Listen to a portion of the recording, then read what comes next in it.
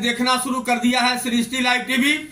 आज मैं आपको एक वैसी खबर से रूबरू कराने जा रहा हूं जिसे सुनकर आप दंग रह जाएंगे, आप सोचने पर मजबूर हो जाएंगे कि इस पुरुष प्रधान समाज की मानसिकता आज भी नहीं बदली है। आज भी पुरुष प्रधान समाज में महिलाओं को कैसे तंग तबाह किया जा रहा है और महिलाओं को कैसे नीचे दिखाने का प्रयास किया जा रहा है। जी हाँ, आप सही सुन रहे हैं। मैं बात कर रहा हूं चिरैया प्रखंड के महुआवा गांव स्थित बीओ का यानी पोस्ट ऑफिस के ब्रांच ऑफिस का, जहां एक महिला प्रियदर्शनी पिछले 4 वर्षों से कार्यरत है और 4 वर्षों से उसके साथ तरह तरह का अभद्र व्यवहार किया जाता है। उसके साथ छेड़खानी भी हुआ है, उसे कई बार हरासमेंट पहुंचाने की कोशिश भी की गई है, कई बार उसके चरित्र का हनन का भी प्रयास किया गया है, कई बार उसके साथ टॉर्चर किया जाता है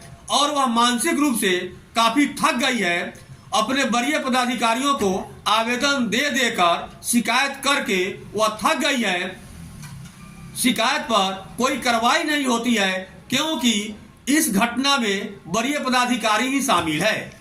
इस पूरे एरिया में चिरैया प्रखंड में एकमात्र बीपीएम के पद पर महिला प्रियदर्शनी ही है, जो इस समाज के लिए गौरव की बात है कि हमारी समाज की महिलाएं आज हर क्षेत्र में कार्य कर रही हैं, शिक्षक बनकर समाज की सेवा कर रही है। तो एक प्रियदर्शनी बीपीएम बन करके पोस्ट ऑफिस में भी समाज की सेवा कर रही है, लेकिन उनके वरीय पदाधिकारियों को यह रास नहीं आ रहा है। जी हाँ, यह मैं नहीं बल्कि प्रियदर्शनी द्वारा लिखी गई खत का मजमून है, जिसे प्रियदर्शनी ने 17 फरवरी 2024 को लिखा है और उस खत को उसने सार्वजनिक करते हुए भारत सरकार और बिहार सरकार के वरीय अधिकारियों सहित अपने विभाग के वरीय अधिकारियों से न्याय की गुहार लगाई है। उसने कहा है कि डाक निरीक्षक के प्रेशर, डाक निरीक्षक के दुर्व्यवहार से वह तंग आ गई है और डाक निरीक्षक द्वारा उसके साथ जो दुर्व्यवहार किया जाता है उसे तंग आकर उसने पूर्व में 2 बार सुसाइड करने का निर्णय किया था, लेकिन अपने परिवार की स्थिति को देखते हुए और लोग समाज में क्या कहेंगे इस पर विचार करते हुए उसने सुसाइड का निर्णय त्याग दिया। इस क्रम में डाक निरीक्षक ने उसे हेड ऑफिस में बुलाकर बहुत बेइज्जत किया। महिलाओं के लिए जिन शब्दों का इस्तेमाल नहीं करना चाहिए उन शब्दों का इस्तेमाल किया गया, इसे नीचा दिखाने का प्रयास किया गया, इसके साथ कई तरह से टॉर्चर किया गया, जिससे तंग हो गई। और इतना ही नहीं, डाक निरीक्षक ने एक कागज पर सिग्नेचर भी करा लिया ताकि कालांतर में प्रियदर्शनी को सस्पेंड किया जा सके, और ऐसा ही हुआ। कुछ दिनों के बाद उसे सस्पेंड कर दिया गया, उसका सस्पेंशन टूटा, वह फिर कार्य पर लौटी और काम पर लौटने के बाद फिर उसके साथ वही सलूक होता रहा, जिसे तंग आकर उसने अपने परिवार वालों को शिकायत की और परिवार वालों ने ऑफिस आने से मना कर दिया। डर के मारे वह कुछ दिनों तक ऑफिस तो नहीं आई, लेकिन सरकार की ड्यूटी है, सरकार की नौकरी है, आना ही है, काम करना ही है। वह अपने भाई को साथ लेकर आती है, ड्यूटी बजाती है और फिर घर जाती है, लेकिन इस क्रम में भी उसे टॉर्चर किया जा रहा है। और 17 फरवरी 2024 को प्रियदर्शनी ने जो चिट्ठी लिखा है, उस चिट्ठी में उसने साफ तौर पर लिख दिया है कि शायद यह खत उसकी जिंदगी की आखिरी खत होगी, क्योंकि अब वह वरीय पदाधिकारियों के दुर्व्यवहार से तंग आ गई है। अब वह जीना नहीं चाहती है और उसने यह बताया है कि शायद अगर उसके साथ कोई अनहोनी की घटना हो जाए तो इसकी सारी जवाबदेही डाक निरीक्षक की होगी, वरीय पदाधिकारी की होगी। तो मैं इस पुरुष प्रधान समाज से ये पूछना चाहता हूं कि एक तरफ हमारी सरकार कहती है कि बेटी बचाओ, बेटी पढ़ाओ, बेटियों को पढ़ा लिखा कर ऊंचे पद पर पहुंचाओ, और दूसरी ओर डाक निरीक्षक के द्वारा इस बेटी के साथ इस तरह का दुर्व्यवहार किया जा रहा है, उसको टॉर्चर किया जा रहा है, उसे प्रेशराइज किया जा रहा है। तो वरीय पदाधिकारी हाथ पर हाथ रखे क्यों बैठे हैं? समाज के बुद्धिजीवी हाथ पर हाथ रखे क्यों बैठे हैं? क्या बेटियों को डाक विभाग में नौकरी करने का अधिकार नहीं है?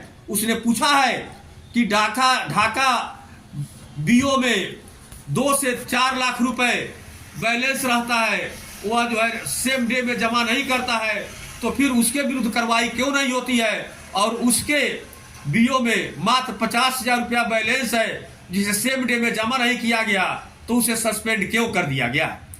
वह पूछना चाहती है कि डाक निरीक्षक उसके साथ ऐसा दुर्व्यवहार क्यों कर रहा है।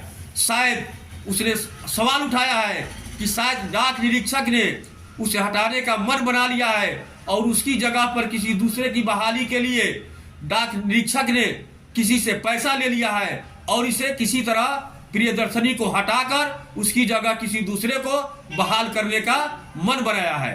तो मैं इस वीडियो के माध्यम से जिला पदाधिकारी और डाक विभाग के वरीय अधिकारियों से सरकार से अनुरोध करना चाहता हूं कि इस लड़की के साथ, इस बेटी के साथ, इस महिला के साथ न्याय हो।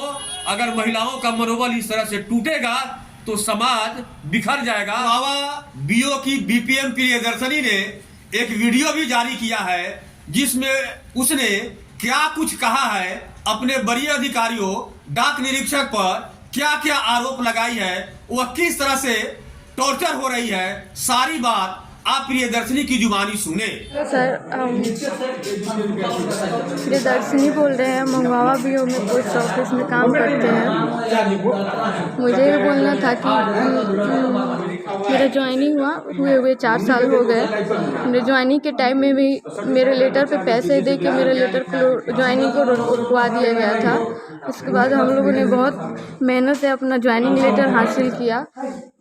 फिर मेरा जब ज्वाइनिंग हुआ मंगवावा बीओ में, तो काम करने के टाइम में मेरे साथ छेड़छाड़ हुआ। फिर उसके बाद हरासमेंट भी हुआ। तो इसके बाद डर के मारे मैंने सुपरिटेंडेंट सर को भी बताया था और इंस्पेक्टर सर को भी बताया था। तो उन्होंने कहा कि बात को दबा देने के लिए कि पोस्ट ऑफिस का रेपुटेशन चला जाएगा, तुम कुछ दिन के लिए नहीं जाना जब तक पोस्ट ऑफिस चला नहीं जाता। तो फिर ये बात हो गई। फिर पोस्ट ऑफिस आया 2022 में। तो उसके बाद आप सेटिंग हो गया। तो आप सेटिंग का 6 महीने का पैसा भी ये लोग नहीं दिया है जो देना चाहिए। और फिर ये लोग बहुत गंदा तरीके से ट्रीट करता था, हमेशा प्रेशर बनाता था खाता खोलने के लिए। हर महीने खाता खोलिए, सह खाता खोलिए, लेकिन खाता कहीं से मिलता नहीं था। फिर हम अपने पैसे लगा के, मेरा 9 लाख रुपए पोस्ट ऑफिस में है, अब 50,000 अभी जमा नहीं कर पाए क्योंकि मेरे पास पैसा ही नहीं है, मेरा खुद का पैसा लगा हुआ है। तो ये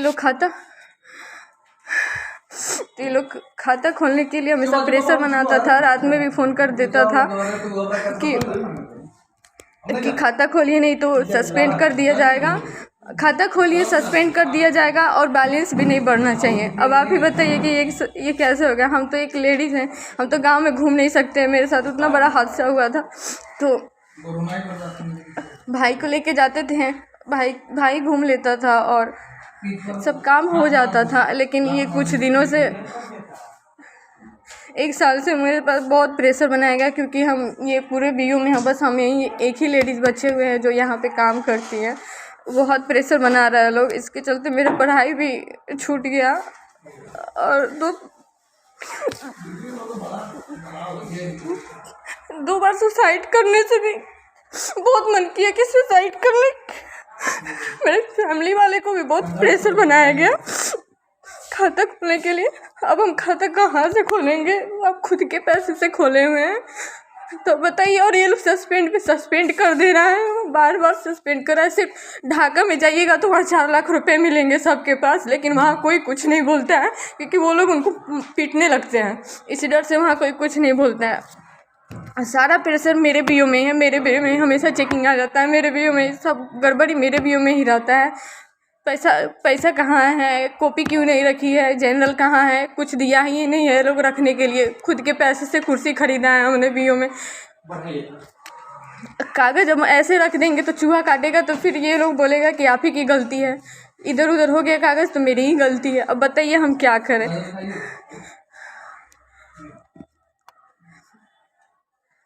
तो ये लोग बहुत प्रेशर बना रहा है। तो हम ही लोग को ना कागज़ सौंपेंगे ना रेजिग्नेशन लेटर पर साइन करेंगे।